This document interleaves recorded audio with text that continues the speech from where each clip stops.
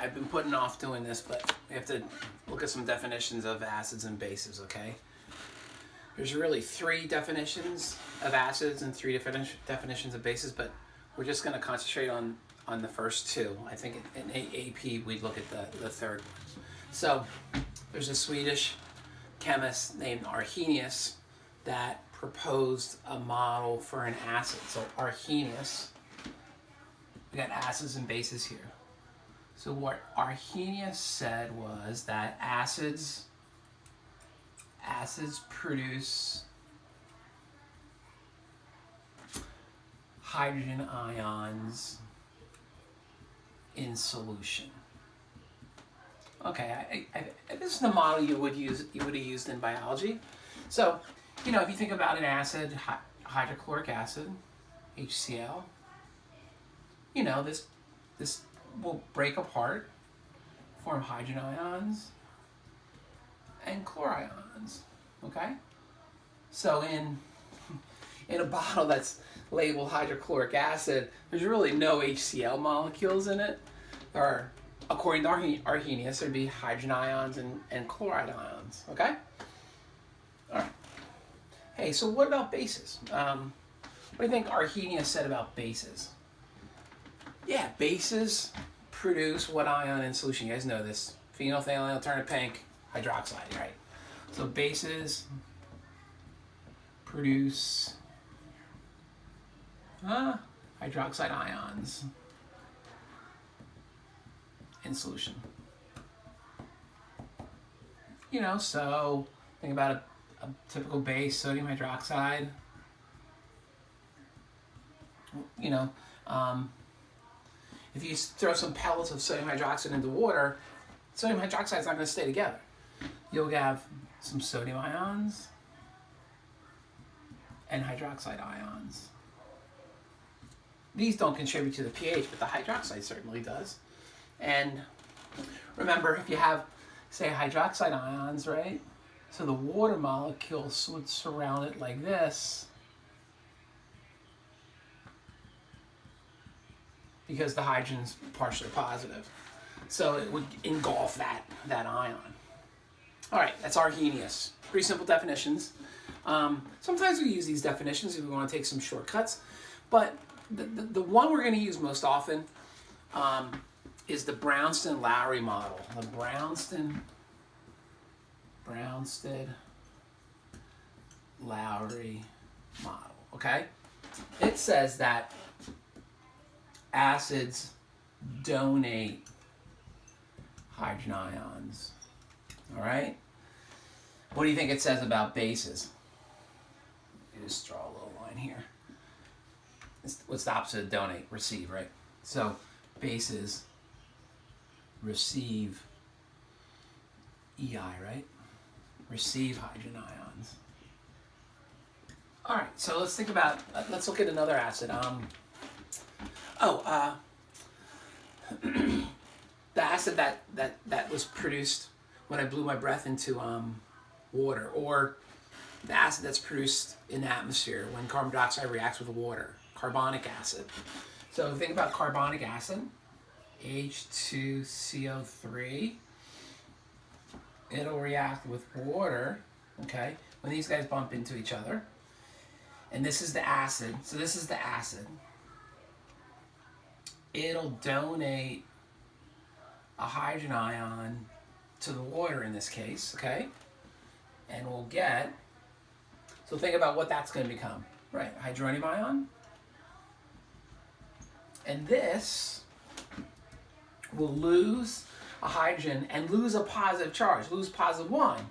So we're going to have HCO3, and now it's negative. It lost something positive, becomes a little negative, all right? All right, a base, Windex. What makes Windex basic? What makes a lot of Windex, glass cleaner basic? Ammonia, yeah, ammonia. So ammonia's NH3. Let's look at how when the water molecule bumps into it.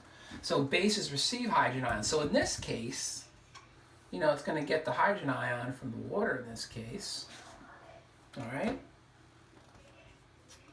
So this will gain a hydrogen and gain a +1. So we get NH4 plus 1, ammonium, and then H2O will become, okay, it's going to have a -1 charge. It's going to lose an H, hydroxide. There's why it's basic.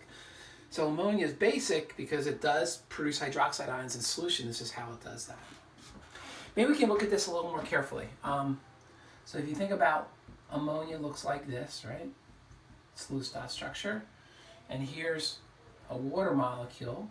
They're attracted to each other. This is partially negative, partially positive.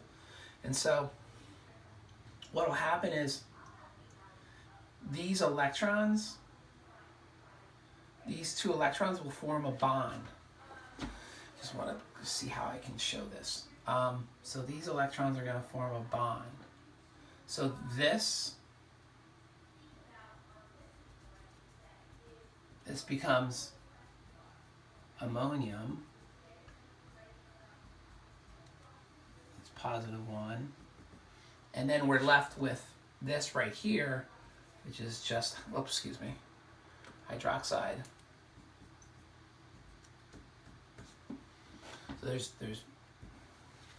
So the water just donates a proton, a hydrogen ion, and it's left then with these two electrons here that form the covalent bond. It's left, these electrons are stay, and they form a lone pair here. And so we have ammonium ions and hydroxide ions, okay? Hey, a couple more kind of definitional type of things. Notice water. Water here donate a hydrogen ion. Here it's receiving. Water can act like an acid or a base. In this case, it's acting like the base because it's receiving, okay? Now, we have a special name for what the acid turns into. It's called the conjugate base. And then, of course, the base, what it turns into is called the conjugate acid. All right? I often think of what's the conjugate of, in math class. If you're in math, what's the conjugate of x minus 5? Yeah, x plus 5, right? That's the conjugate. So, kind of like, so whatever the acid turns into, conjugate base. That's the acid-base pair. And this would be the base-acid pair. In this case, that's the base. What it turns into when it gains the hydrogen ion is ammonium. So that's the conjugate acid. That's the acid. That's the conjugate base. All right? And I have just one more thing to say. Just one more thing. I'm going to write a fancy word here down here for you. We notice that water can act like an acid or a base. So there's a term for that.